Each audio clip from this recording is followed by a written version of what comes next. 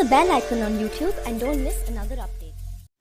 உலகம் பூரா யுத்தம் நடக்கும். அந்த யுத்தத்துல அமெரிக்கா இருக்கும். ஆனா அமெரிக்காவுக்கு பெரிய அளவு சேதாரம் அப்படிங்கிறது ஒண்ணும் கிடையாது. பணம் செலவாகும். அந்த பணத்த பல மடங்கு வட்டி, குட்டி எல்லாத்தையும் போட்டு அமெரிக்கா மூட்டையில கட்டிட்டு அமெரிக்காவுக்கே கிளம்பி போயிரும். அந்த அளவுக்கு வலுவான ஒரு போர் திட்டத்தோட களத்துல இறங்கக்கூடிய ஆட்கள் அமெரிக்கா. ஆனா அந்த அமெரிக்காவுக்கே இப்போ ஒரு சந்தேகம் வந்துருச்சு. இஸ்ரேல கூப்பிட்டு, "டேய் நீ சண்டை போடுறியா? நான் சண்டை போடுறேனா?" அப்படின்னு சொல்லி கேட்கிற அளவுக்கு அமெரிக்காவுக்கு பாதிப்பு வந்திருக்கு. என்ன அப்படின்னா, இஸ்ரேல் தான் சண்டை போடுது.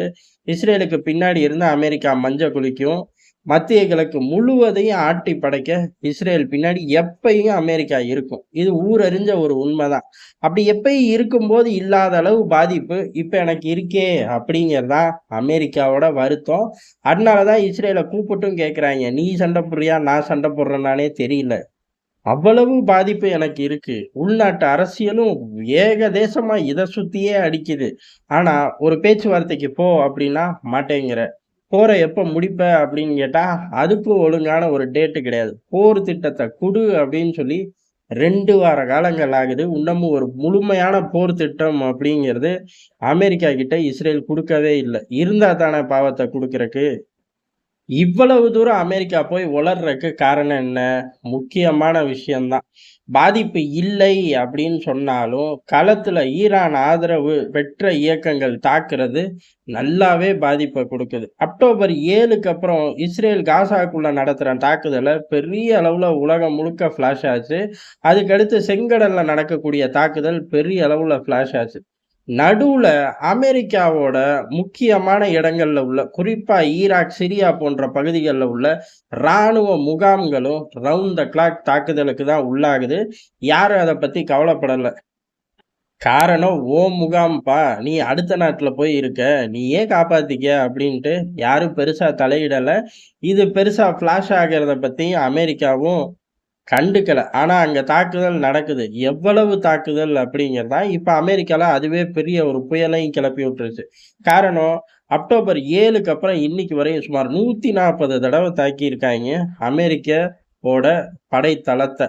ஈராக், சிரியால உள்ள படைத்தளங்கள் மீது 140 முறை தாக்குதல். இதுல உயிர் பலி, சேதாரம் அப்படின்னு இல்லைன்னாலும் அலர்ட்ல இருக்கணும். பெரிய அளவுல சில கட்டமைப்புகள் போயிருந்தா அதை ரீப்ளேஸ் பண்ணணும். போக ஒரு போர் சூழ்நிலையிலேயே அந்த முகாம்கள் மாட்டிக்கிச்சு. இப்பேற்பட்ட ஒரு அழுத்தம் இருக்கும்போது இதைத்தான் மூடி மறைச்சு அப்படியே பயணிச்சுக்கிட்டு இருந்தாங்க. இந்த முழு அழுத்தத்தையும் யாரு கிரியேட் பண்றா அப்படின்னா சாட்சாத் ஈரான் தான். ஈரானை பொறுத்த வரையும் 1 டசன் இயக்கங்கள் இந்த பகுதிகளில் ஈரான் வச்சிருக்கு. அதை வச்சு நல்லாவே புகுந்து விளையாண்டுச்சு.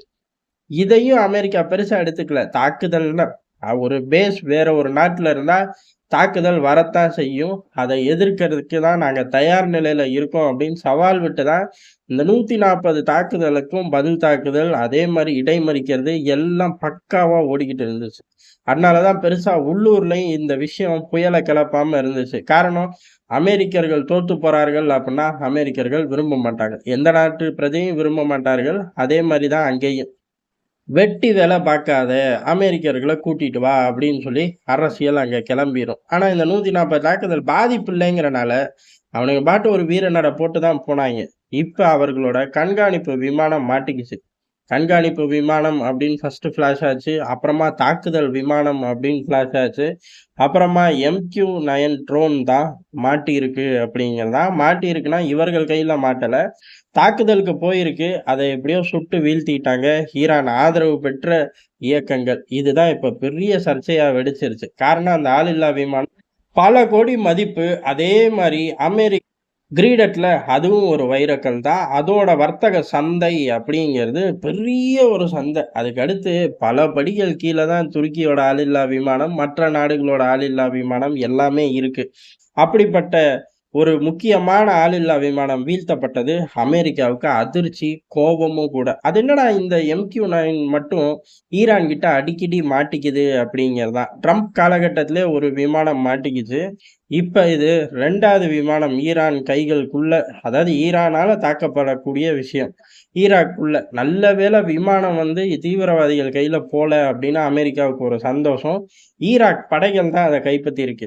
பத்திரமா சேஃப்டியா அமெரிக்கா கையில ஒப்படைச்சிரும். அதனால விமானம் மாட்டல. ஆனா வீழ்த்துனது எப்படி அப்படிங்கிறது தான். வீழ்த்துனது அது போக 140 தடவ தாக்குதல். இது எதையுமே நீ கண்டுக்கலையா? இதுக்கு பதிலடி இல்லையா? பதிலடி குடுக்க முடியாட்டி ராணுவத்த தூக்கிட்டு வா அப்படின்னு சொல்லி உள்ளூர்ல ஒரு பெரும் பிரச்சனை. அதுக்கப்புறம் தான் பைடன் நிர்வாகம் இஸ்ரேல் மண்டைய மீண்டும் பிடிக்குது. தனக்கு வழி வர வரையும் அமெரிக்கா எத பத்தியும் கவலைப்படாது. இப்ப இந்த விவகாரம் கொஞ்சம் கொஞ்சமா சூடு பிடிக்கிறனால, அமெரிக்காவோட அழுத்தம் வரும் நாட்கள்ல இஸ்ரேல நோக்கி கொஞ்சம் கூடுதலா தான் இருக்கும். அதே சமயம் இந்த பக்கமும் கூடுதலா தான் இருக்கும். இதுக்கு பதிலடி குடுக்கணும்ல. குடுக்காம எப்படி அமெரிக்கா போகும்? அப்படி போனா பைடன் எப்படி எலக்ஷன்ல ஜெயிக்க முடியும்? அதனால அந்த பகுதியிலயும் அமெரிக்காவோட நேரடியான தாக்குதல்கள் கணிசமா அதிகரிக்க அதிக வாய்ப்பு இருக்கு.